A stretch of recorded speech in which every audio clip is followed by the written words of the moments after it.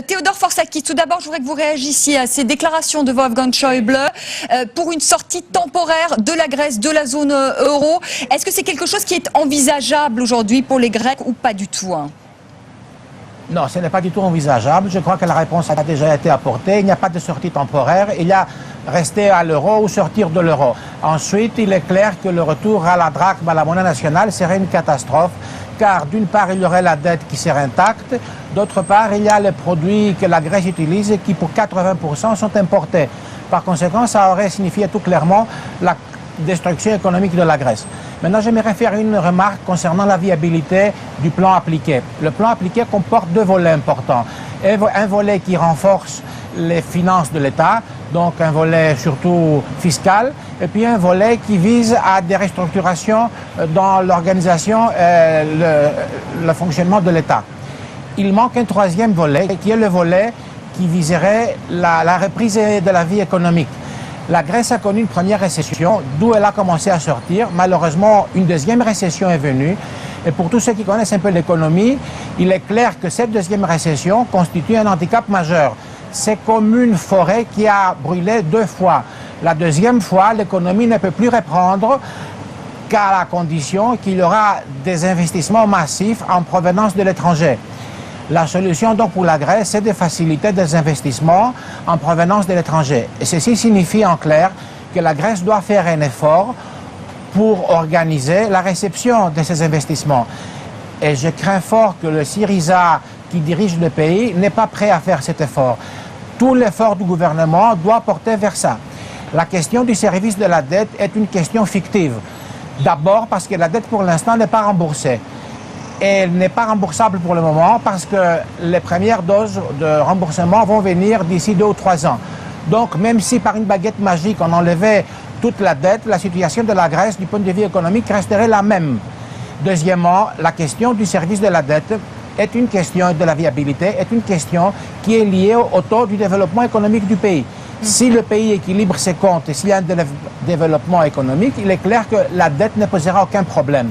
Par conséquent, c'est un débat qui n'est pas un débat du présent. Oui, pour le alors moment, justement, la Grèce doit se concentrer au développement économique. Pas d'impôt sur les Theodor Forzakis. Oui, j'ai fait référence à la préparation de toutes ces infrastructures qui permettront à ces investissements d'avoir lieu. Moins de bureaucratie, déjà proposer l'utilisation des terrains, mettre au clair l'utilisation des terres, etc. Maintenant, j'aimerais faire une remarque concernant Mais Theodor Forzakis, oui. Un mot quand même, parce que là, vous êtes d'accord. Le plan de M. Varoufakis, celui qui a été déposé auprès des instances européennes et qui a été refusé 48 heures après d'être accepté. Le plan de 48 pages. Theodor Forzakis, vous soutenez aujourd'hui des réformes, mais les partis, il y a les partis de gauche et de droite ont été successivement au pouvoir depuis de nombreuses années et ils n'ont jamais fait ces réformes. Est-ce que c'est pas facile aujourd'hui finalement de critiquer et de dire là c'est formidable, il faut faire les réformes, il faut faire un cadastre, finalement ce que vous n'avez jamais fait en 30 ans? Oui, écoutez, il faut être très clair. Il y a eu beaucoup de retard dans les réformes et il y a eu beaucoup d'attachement du monde politique à des habitudes vieilles et désuètes. Ça, c'est clair. Maintenant, j'aimerais même dire deux choses. D'une part, au moment où la Grèce est entrée dans le système européen, contrairement à ce qui a été dit, elle n'a pas menti. Elle a donné des vrais chiffres et les chiffres ont été vérifiés plusieurs fois par la suite. Elle a menti, elle s'est trompée sur ces chiffres beaucoup plus tard, au moment où elle n'arrivait pas à avoir un service statistique fiable. Deuxièmement, la crise n'est pas expliquée seulement par le fait que les Grecs ont une mauvaise gestion ou ils ont dépensé de l'argent de manière inutile, etc.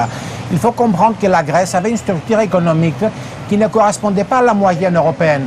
Il y a eu donc un décalage, si vous voulez, entre la structure économique du pays et les instruments économiques avec lesquels on essayait de traiter cette situation. Aujourd'hui, de plus en plus, la Grèce se rapproche de ces modèles européens. Mais il faut bien comprendre que la crise a des causes très profondes et très compliquées. Malheureusement, jamais une étude sérieuse n'a été menée à fond par aucun parti. Chacun avance un peu son idée sur des bases plutôt idéologiques. Moi, je pense qu'il serait vraiment utile de procéder à une profonde étude et d'expliquer les raisons. Mais je tiens à souligner que la Grèce n'était pas seulement en dehors des normes européennes à cause du fait qu'elle a mal géré son affaire. Il y a des causes beaucoup plus profondes. Théodore Forsakis, quand même, un mot, tous les deux, à Manolis Kozadinos. Également, non, on arrive bientôt au terme de ce débat. Une question quand même sur l'aspect politique. Est-ce que vous pensez qu'on se dirige vers de nouvelles élections, des élections anticipées? C'est en tout cas ce qu'a dit ce soir le ministre grec de l'Intérieur. J'aimerais même dire une chose concernant la discussion qui vient d'être terminée.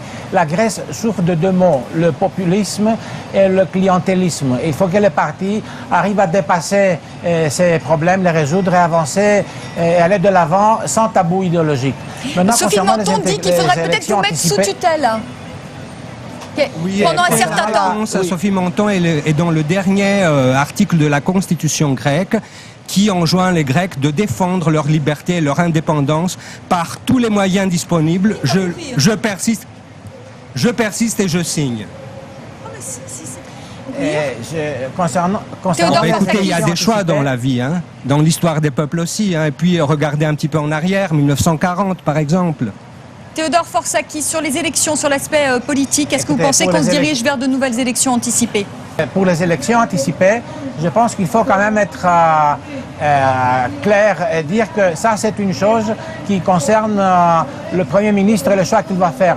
Nous sommes en Grèce dans une situation assez étrange puisque nous avons un gouvernement qui ne s'appuie plus en réalité sur une majorité parlementaire. Par conséquent, nous sommes dans une situation extrêmement précaire parce qu'on est dans une situation où le gouvernement fait passer ses lois en s'appuyant sur l'opposition. Et ça, c'est vraiment une situation qui ne peut pas durer. Mais M. Forsakis, déposez une motion de censure, vous verrez le sort qu'elle a. Il va devoir prendre ses responsabilités. Une motion de censure, on est en démocratie. Arrêtez de spéculer sur des choses qui n'existent pas. Vous avez longtemps spéculé. Vous avez longtemps spéculé. Aujourd'hui, vous avez perdu. Mais écoutez, déposez une motion de censure et puis les élections, on verra ce Oui, nous avons vu qui a censuré le gouvernement. Quand vous avez un gouvernement où la moitié des ministres sont contre, et au moment où le vote de la loi a lieu, le Premier ministre déclare « Je suis contre la loi, mais j'essaie d'un chantage ». On s'entend plus maintenant, c'est bien le débat, mais là on s'entend plus, c'est la cacophonie. Merci beaucoup Théodore Forsakis d'avoir été avec nous depuis Athènes. Et je sais que c'est pas toujours facile quand on est loin de débattre, donc merci. Mais oui, mais vous avez... dans la rue, il y a beaucoup de bruit. Oui, mais vous avez été très clair, on vous a bien entendu en tout cas. Merci infiniment, merci encore à tous les trois en plateau à Paris. On accueille tout de suite Karim Yaoui, tout ce qui a fait le buzz sur les réseaux sociaux ce jeudi.